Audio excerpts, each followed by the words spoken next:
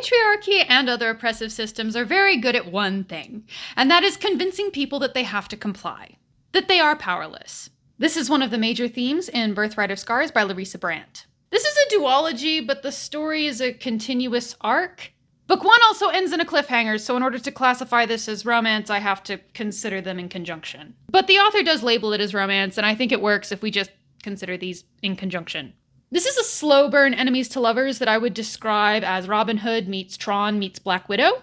We have Disel, who is part of a oppressed ethnic minority called the Pyrons. And we have Ambrosia, who is a sable, aka a female super soldier, who is tasked to hunt him down. Usual disclaimer, these are my thoughts and my opinions. This is my interpretation of these books, but as with all art, there are multiple valid interpretations. I am not trying to infer anything about the author's intent, opinions, or beliefs, because I don't know that. I'm talking about these books and what I think of them. There are a lot of spoilers ahead for both books. There is a lot that we won't touch on, but so many spoilers incoming. I mean it. Our story picks up in the prologue in the city of Tormal. Tormal is the seat of the Cobalt Empire. The Cobalts are the dominant ethnic group that has colonized this region. The Pyrons are the indigenous population. The Sables are Cobalt girls taken from their families as children and trained to be super soldiers. Once chosen, they are stuck in that position for life. If a Sable tries to run away or fails the Empire in any way, she is hung on a Sable's cross. Crucifixion is an execution that is saved pretty exclusively for Sables. We first meet a Sable in the prologue from the perspective of young Disel. The unnamed Sable is looking for the Tourmaline renegade, who has been fighting to free the Pyrons from the oppressive regime. Disel and his sister hide while this woman brutalizes their father, and her soldiers drag him off. They never see him again. The main story picks up 15 years later.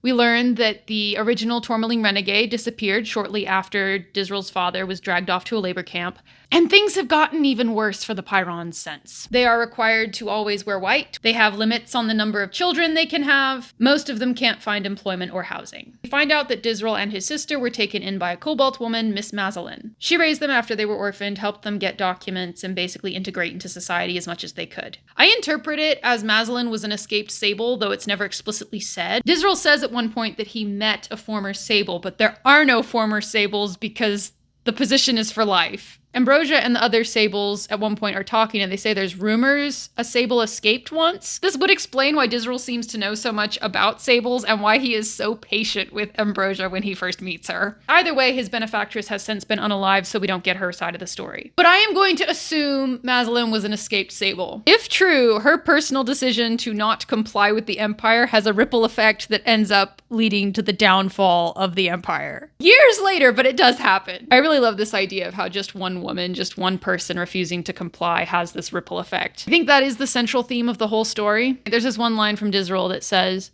"Fighting oppression was like fighting a sandstorm. There were no vitals, no heads to strike at." While it's made very clear through both books that society is going to take time to change, we see the choices of individuals adding up to enact change. Quite a bit of change over the course of the books. At the beginning of book 1, Disel has finally had enough of watching his people suffer. He alters his suit into a replica of the original Tourmaline renegade. He then starts doing random acts of rebellion around the capital. The Empire is not amused. So they send for the Selenite skinhound, aka Ambrosia. She has a reputation for catching renegades. Ambrosia takes the place of Tormal's late Sable commander, who has expired from what was definitely natural causes and not suspicious in any way. When Ambrosia arrives in Tormal, she meets the patriarchy, aka Emperor Cinnabar and General Callan Galt. Callan is described as something of a silver fox. He asks Ambrosia on a date. Ambrosia, despite her reputation, is not very experienced with men. So when Callan is like waving all the red flags, she doesn't catch on to it.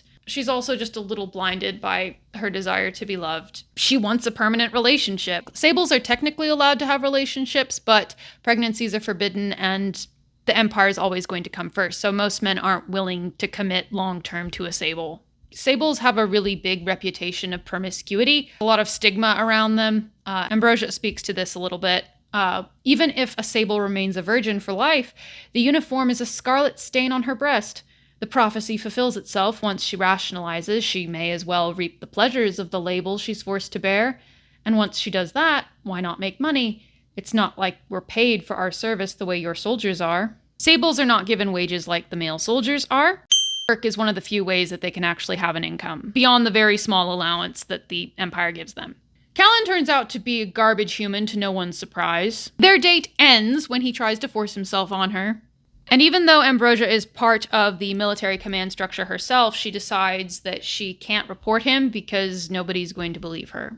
Given her reputation versus his position, even though Ambrosia is part of enforcing this oppressive power structure, she is as much a victim of it as Disel is. Ambrosia and Disel meet when she drags him out of his apartment at 2 a.m. along with everyone else in the complex while looking for the Tourmaline Renegade, which Disel is, but she doesn't know that yet. They meet 2 more times, once when Disel is himself and once when Disel is the Tourmaline Renegade. Both times she attacks him and both times he flirts back. Eventually, Callan frames Ambrosia for treason. It turns out he had the previous Sable commander unalived in order to cover up the fact he's trying to seize control of the Empire. Ambrosia has a mock trial where we see that there is no due process of any kind. And she and several other Sables are sentenced to crucifixion.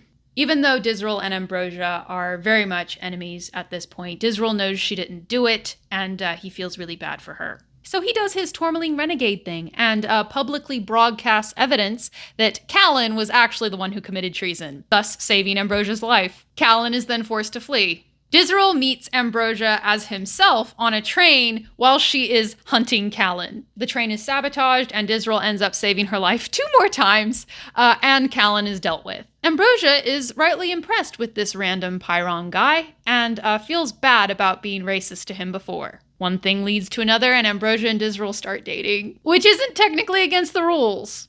Love between a Sable and a Pyron was not forbidden, it was just ridiculous. Impossible. The state made them predator and prey. When Disel comes to the Sable barracks to meet Ambrosia, he gets harassed by this other Sable called Neris. Neris has fully bought into the system. She sees herself as powerless against the Empire, so she responds by lashing out at the people beneath her. Neris reports Ambrosia and Disel's relationship to the Sable Queen. In case the title doesn't imply it, the Sable Queen runs the Sables. Like, you get it. The Sable Queen asks Ambrosia if she'd be willing to unalive Disel when asked. Ambrosia answers correctly and says yes, but she realizes that if she stays in this relationship with Disel, she will be ordered to hurt him eventually, so she breaks up with him. Then Disel gets arrested for existing.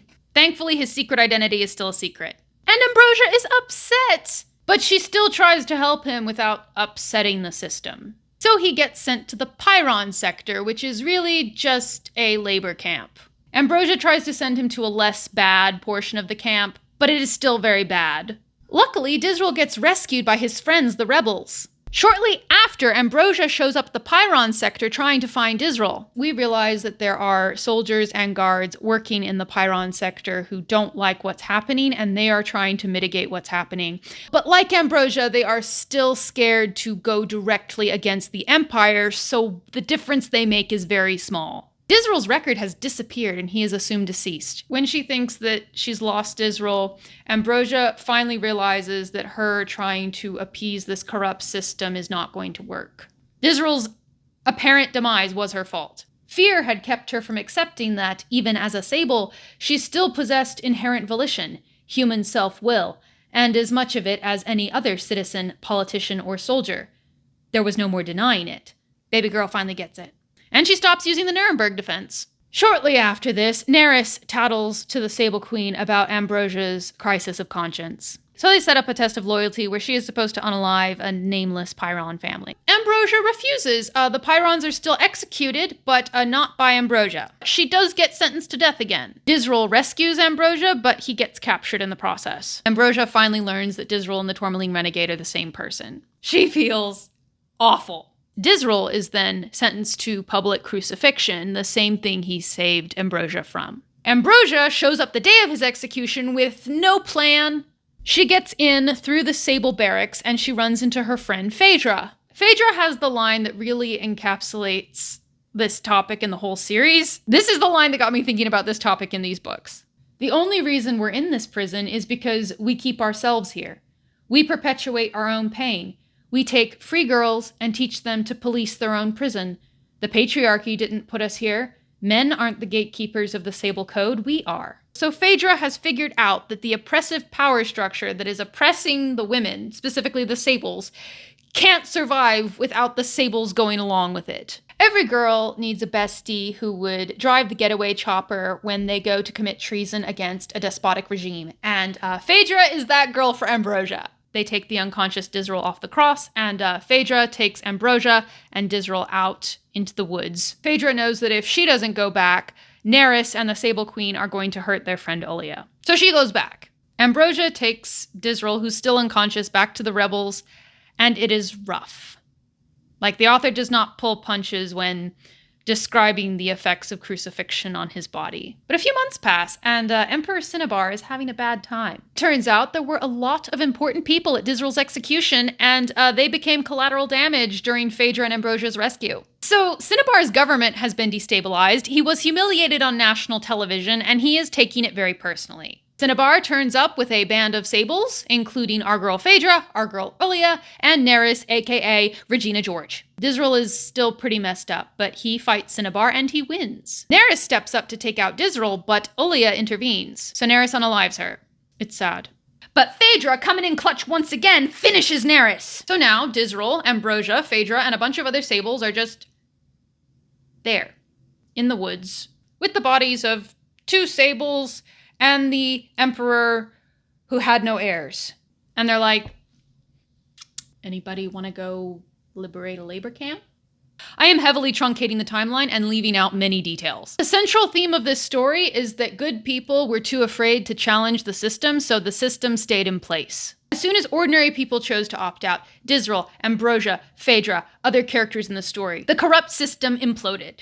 There are a lot of World War II parallels in the story, for sure, but these principles also apply at a smaller scale. I grew up in Christian fundamentalism. Christian fundamentalism promotes a family structure that has a lot more in common with the Roman pagan paterfamilias than anything that's prescribed in the Bible. Purity culture, quiver full movement, male headship, all that fun stuff. But in my experience, women were some of the chief enforcers of that structure. It was my mother, her friends, speakers at women's only conferences who told me those things. You're always supposed to be submissive to a man. I remember once my mother telling me that if my father were to pass away before I got married, that I was supposed to be submissive to my brother.